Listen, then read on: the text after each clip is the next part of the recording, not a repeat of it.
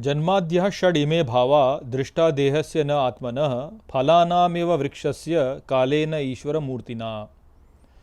नमस्कार मित्रों, ये जो श्लोक है ये प्रहलाद उपदेश का 30वां श्लोक है और आज के वीडियो में हम इस श्लोक को गहराई से समझेंगे। तो आइए सबसे पहले इसके अर्थ को समझते हैं। तो जो श्लोक है वो कहता है, जन्माद्यः षड् इमे भावा, अर्थात जन्म से जो 6 भाव इस दृष्टा देहस्य न आत्मनः, अर्थात देह में देखे जाते हैं, आत्मा में नहीं है।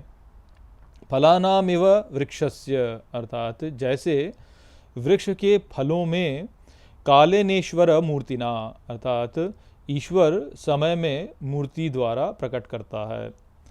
तो यहाँ पर इस श्लोक में प्रहलाद महाराज अपने सहपाठियों से यही कह रहे हैं कि ये जो जन्म के साथ में जो ये 6 भाव प्रकट होते हैं देह में, ये वास्तव में देह में ही हैं, ये आत्मा में नहीं है। और वे फिर कहते हैं कि जैसे वृक्ष या फलों में ये जो 6 भाव हैं ये प्रकट होते हैं, जैसे ईश्वर जो है सभी मूर्तियों में, अर्थात सभी प्रकट वस्तुओं में इन 6 भावों को प्रकट करता है। तो ये सभी वास्तव में देह में होते हैं, ये आत्मा में नहीं होते हैं। आत्मा जो है वह सदा एक ही समान रहता है, उसमें कभी कोई परिवर्तन नहीं होता। तो देखिए, आप इस संसार में देखिए कि जो भी वस्तुएं यहाँ पर इस संसार में हैं, या जो भी इकाइयाँ, जो भी संस्थान, जो भी विचार यहाँ पे इस संसार में है, वह कुछ भावों के द्वारा गुजरते हैं। तो जैसे यहाँ पे जैसे वृक्ष और फलों का उदाहरण दिया गया है, तो जैसे वृक्ष को देख लीजिए कि वृक्ष जो होता है वो क्या है। तो वृक्ष जो है सबसे प्रथम अवस्था में वह एक बीज होता है, बीज को फिर आरोपित किया जाता है, तो दूसरी अवस्था जो होती है वह उसका अंकुरण है, फिर वह उसमें से वृक्ष अंकुरित होता है। फिर तीसरी अवस्था होती है कि वह बढ़ता है, वह उगता है और उसकी जो काया है वह बढ़ती चली जाती है। फिर जो चौथा उसका स्थान होता है ये है कि वह प्रौढ़ता या वयस्कता को प्राप्त करता है। आप कहेंगे वयस्कता से प्रौढ़ता की ओर जाता है कि वह जो है बड़ा हो गया है, अब उसमें और आगे जो है बढ़ने की क्षमता नहीं है, तो वह उसी स्थान में स्थिर है और वो वहाँ पे वैसे ही रहता है। फिर उसके पश्चात जो 5वीं अवस्था है वो ये है कि वह सड़ने लगता है, वह जो है उसमें विघटन होने लगता है। और फिर जो उसकी 6ठी अवस्था वो यही है कि वह मृत्यु को प्राप्त हो जाता है। तो इस प्रकार से 6 अवस्थाएं हैं।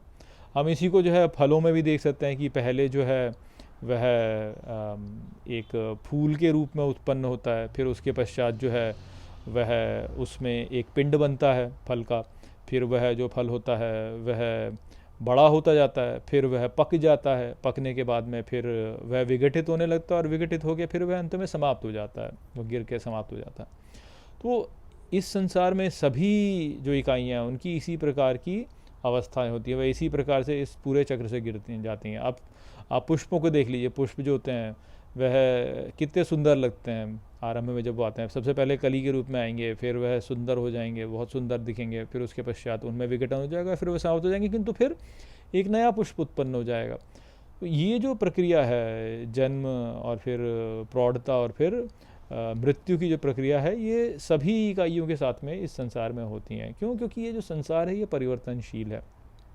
तो ईश्वर जब भी मूर्तियों को इस संसार में प्रकट करता है, अर्थात किसी भी ऐसी इकाई जिसको आप देख के बोल सकते हैं कि अच्छा ये है, वह ही मूर्ति है ना। मूर्त रूप जैसे कहते हैं, किसी को भी मूर्त रूप देना, अर्थात कि कोई एक इकाई है और वो है, ये है, मेरा शरीर है, या कोई फूल है, कोई वृक्ष है, कोई ग्रह है, कोई तारा है।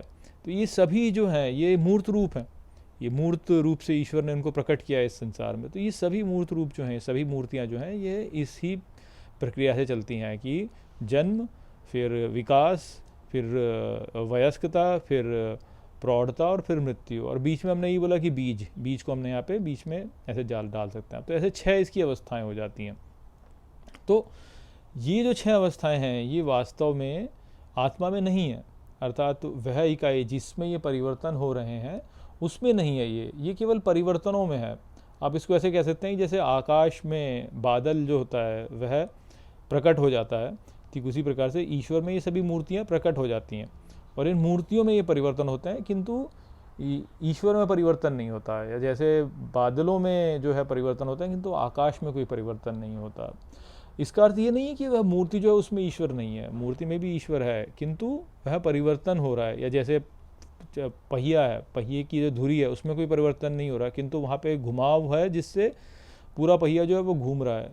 तो आप ये कहें कि वैसे कोई परिवर्तन नहीं हो रहा है, तो संसार में परिवर्तन हो रहा है, किंतु जो धुरी है उसमें कोई परिवर्तन नहीं हो रहा है।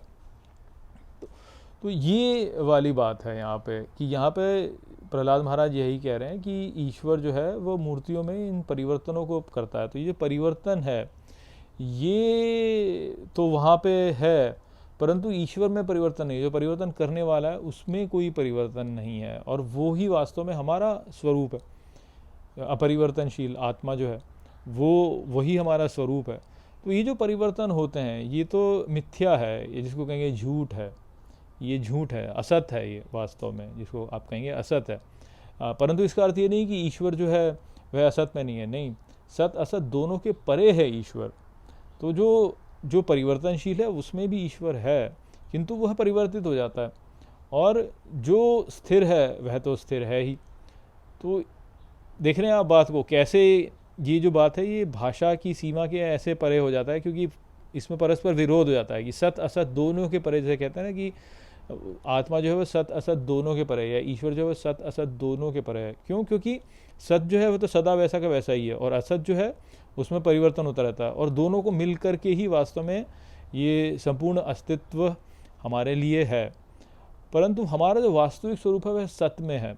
हम यदि स्वयं को सत में स्थित कर दें और असत को जो है केवल मिथ्या मान करके उसको गंभीरता से ना लें, तो हमारा जीवन जो होता है वह फिर अनिश्चितताओं से मुक्त हो जाता है। हम वहाँ स्थित हो जाते हैं जो कि परम शांति की स्थिति है, और हमको वहीं पे स्वयं को स्थित करना है। किंतु ये जो परिवर्तन है, हम ये नहीं कह सकते हैं कि ये तो सदा समाप्त हो जाएगा, ये तो रहेगा ही, ये चलता रहेगा। यहाँ पे हमको इससे सहज हो जाना है।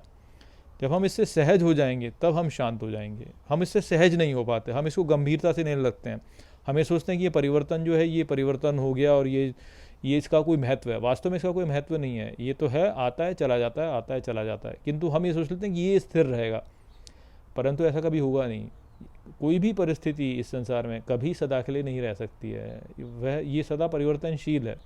तो इसलिए इनको जो है हमें केवल मिथ्या के रूप में मानना चाहिए, और यही कहना चाहिए कि ये आएगा और चला जाएगा, असत है, ये मिट जाएगा ये, किंतु कोई नया असत उत्पन्न हो जाएगा और फिर वो भी मिट जाएगा। तो इस प्रकार से ये जो परिवर्तन है इसका भी अस्तित्व है, किंतु हमें इसको गंभीरता से लेना नहीं चाहिए। तो वो संदेश था यहाँ पर इस श्लोक में। आशा करता हूँ कि मैंने इस श्लोक को आपको अच्छे से समझा दिया होगा। चलिए इसी के साथ इस वीडियो को यहीं पे समाप्त करते हैं। नमस्ते।